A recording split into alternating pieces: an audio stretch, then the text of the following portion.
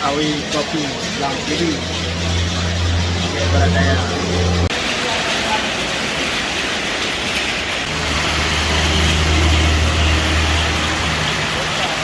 Ya, hujan tengah malam di Blang Kiri, zona Awi Kopi.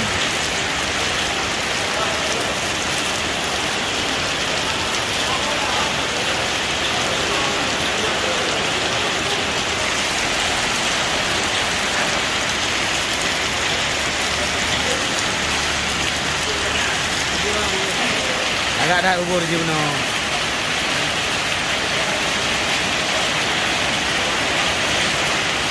Apa Awi Kopi ni?